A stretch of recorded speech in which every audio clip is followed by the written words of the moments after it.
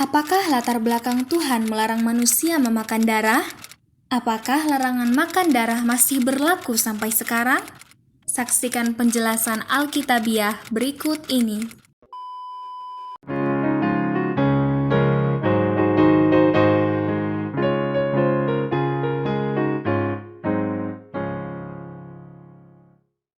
Ya, kembali lagi bersama dengan saya Gembala Are.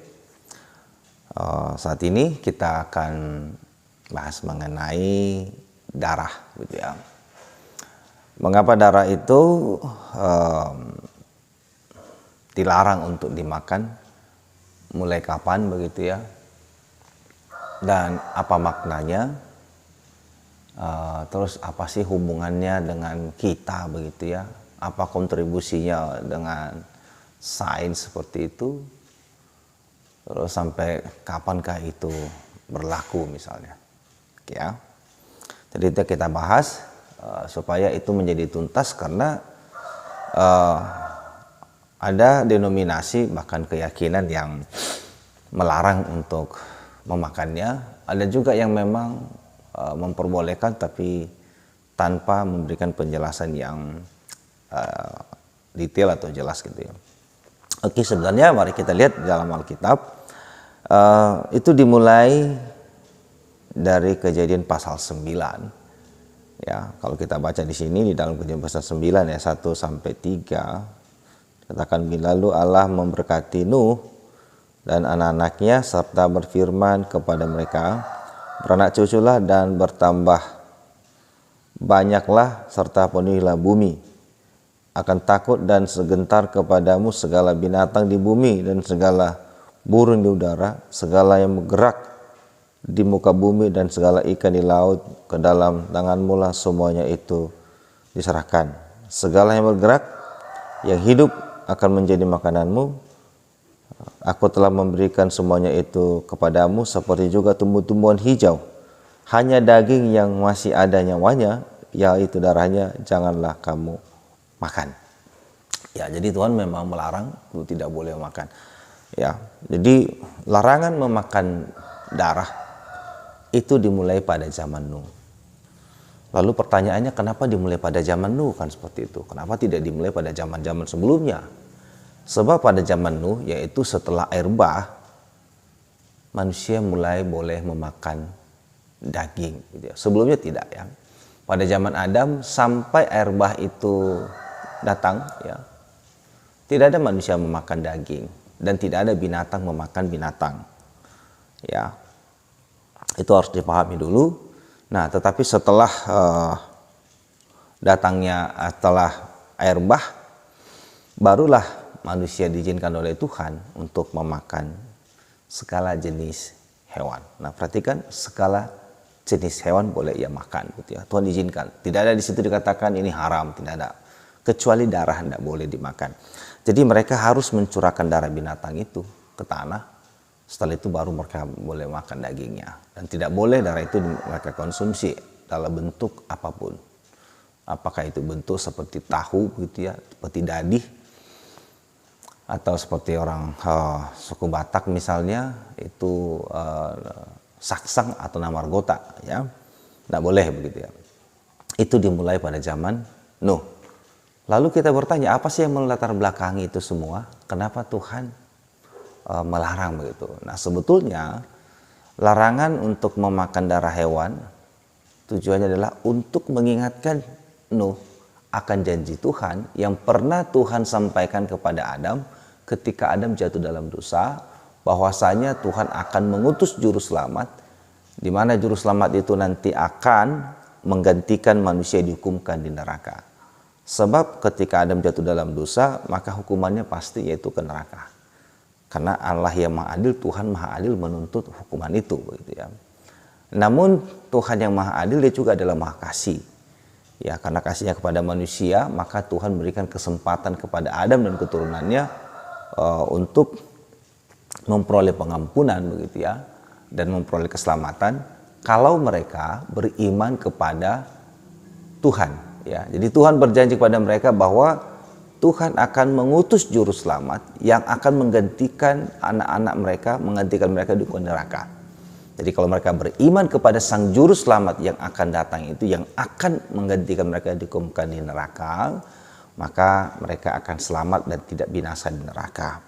Jadi itulah yang melatar belakangi mengapa Tuhan memerintahkan Nuh dan keturunannya untuk mencurahkan darah binatang, adalah untuk mengingat darah Juru Selamat yang akan tercurah. Itu yang pertama. Yang kedua, untuk mengingat bahwa darah manusia, yaitu nyawanya, telah tercemari dengan dosa. Dan itulah yang menyebabkan manusia tidak bisa ke sorga. Mengapa? Karena Allah itu maha suci, maha kudus adanya. Dan sorga itu adalah tempat maha suci dan maha kudus.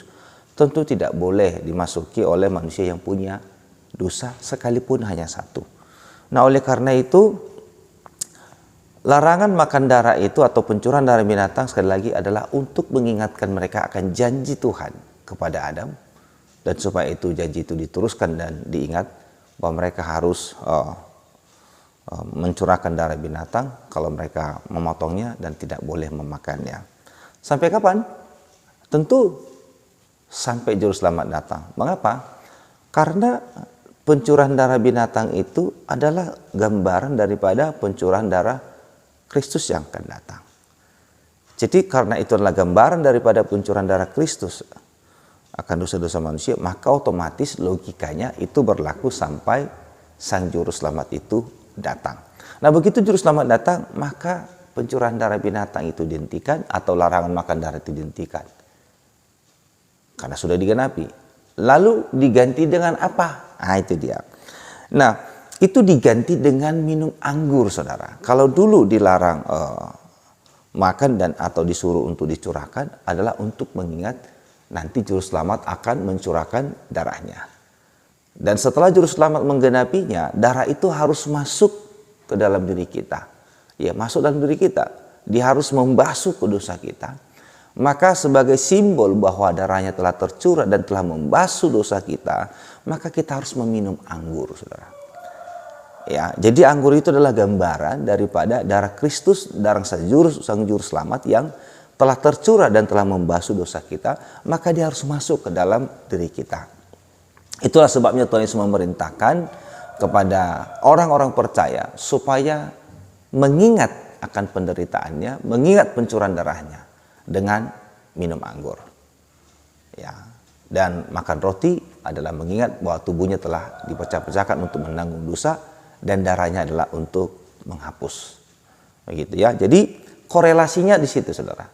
Ya, korelasi atau hubungan daripada larangan makan darah atau pencurahan darah binatang dengan perjamuan Tuhan, yaitu minum anggur.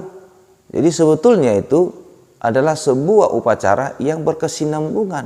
Jadi dia tidak dia tidak muncul secara tiba-tiba, tidak begitu, saudara ya. Jadi ada hubungannya. Oke. Nah, jadi seperti tadi saya katakan, latar belakangnya jelas sudah adalah karena janji. Ya, terus maknanya itu adalah makna rohaninya, berarti itu adalah darah Kristus yang tercurah untuk membasuh dosa kita. Ya, mengapa mulai pada zaman dulu? Karena pada zaman dulu lah manusia mulai memakan daging.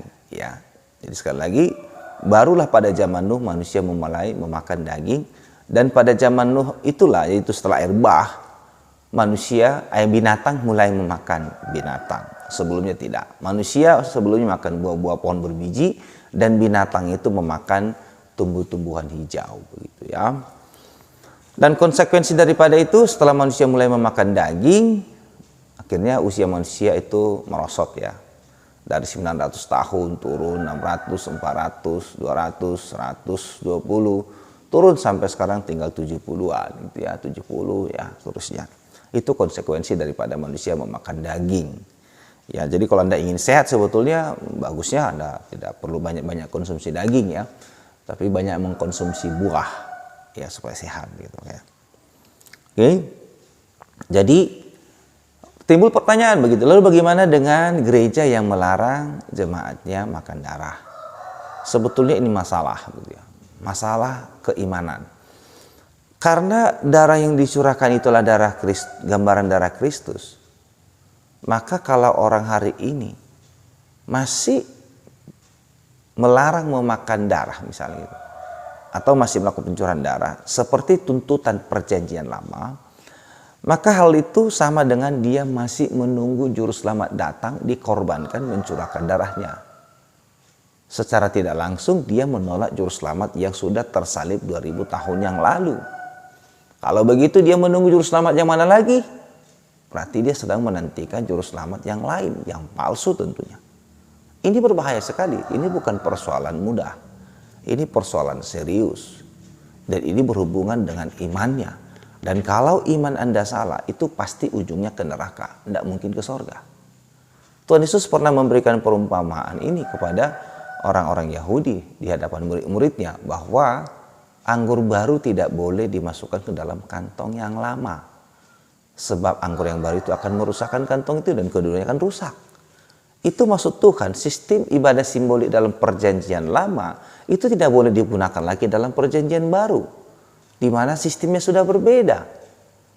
Kalau memang seorang itu percaya juru selamat sudah datang, telah mencurahkan darahnya, maka bukan berpantang makan darah lagi yang dilakukannya, tetapi yang dilakukannya adalah minum anggur, saudara. Jadi ini serius, ini tidak main-main begitu. Ya, tidak main-main, saudara. Ini yang mempertaruhkan nyawa Anda. Jadi kalau orang itu misalnya tidak mengerti dengan baik, tentu imannya akan salah. Ya, iman yang salah akan menghantar orang ke tempat yang salah, yaitu ke neraka. Ya, dan ini bukan perkara sepele. Sekali lagi, saudara, pertanyaan berikutnya adalah kalau memang tidak boleh makan darah secara harfiah, ya tidak boleh makan darah binatang karena mereka selalu punya alasan karena darah itu adalah nyawa. Kalau begitu, mengapa Anda makan daging? Bukankah di dalam daging itu masih ada darahnya? Di satu. Atau apa bedanya darah 1 tetes dengan darah 1 liter? Perbedaannya hanya masalah di volume saja. Namun unsur-unsurnya sama. Trombositnya, eritrositnya, hemoglobinnya sama. Nah kalau begitu, dapatkah kita menghindari kita makan darah? Tidak bisa. Kalau begitu pasti ada makna rohani di baliknya. Itu yang harus kita cari tahu. Orang berkata bahwa dalam darah itu banyak bibit penyakit. Betul? Kalau dalam darah ada, berarti dalam daging ada. Lalu apa bedanya? Berikutnya, saudara, kalau tidak boleh makan darah secara harfiah, tidak boleh makan darah binatang, lalu mengapa manusia bisa menerima darah manusia masuk ke dalam tubuh? Kalau dia misalnya mengalami bleeding, lalu dia membutuhkan darah beberapa kantong, bukankah dengan demikian ia telah masukkan beberapa nyawa ke dalam dirinya? Itu dia. Jadi itu harus dipikirkan secara logika. Ya, itu tadi hubungan dengan medisnya. Begitu ya. Hubungan dengan sains dan logikanya. Jadi sekali lagi, tujuan Tuhan melarang dulu di dalam perjanjian lama untuk makan darah dan harus mencurahkannya adalah untuk mengingat janji Tuhan akan kedatangan Sang Juru Selamat yang akan mencurahkan darahnya untuk membasuh dosa manusia. Mulai dari Adam sampai manusia terakhir dilahirkan. Darah Kristus punya kuasa untuk membasuhnya. Nah setelah Juru Selamat datang, maka larangan makan darah dan pencurahan darah binatang itu dihentikan karena sudah digenapi. Nah yang dilakukan sekarang seharusnya dan yang benar adalah makan roti yang tak beragi sebagai gambaran tubuhnya yang murni dan suci, lalu meminum anggur sebagai simbol darahnya yang telah tercurah. Jadi anggur itu harus masuk, saudara, untuk membuktikan atau menyimbolkan bahwa Juru Selamat telah mencurahkan darahnya, ia telah datang dan darahnya telah tercurah dan dia telah masuk dalam diri saya dan telah membasuh semua dosa-dosa saya. Harusnya itu, saudara. Jadi berkeyakinan itu harus penuh dengan pengertian. Kalau seseorang itu berkeyakinan tanpa pengertian, itu namanya beriman secara membabi buta. Dan kalau seorang itu beriman secara membabi buta, maka konsekuensinya adalah orang itu bisa masuk ke neraka. Saudara-saudara, ujilah segala sesuatu dan peganglah yang baik. Tuhan Yesus memberkati kita. Amin. Jika saudara-saudara merasa terberkati dengan video ini, silakan like, subscribe, dan share supaya semakin banyak yang mendapat berkat rohani dari video ini. Tuhan memberkati dan Maranatha.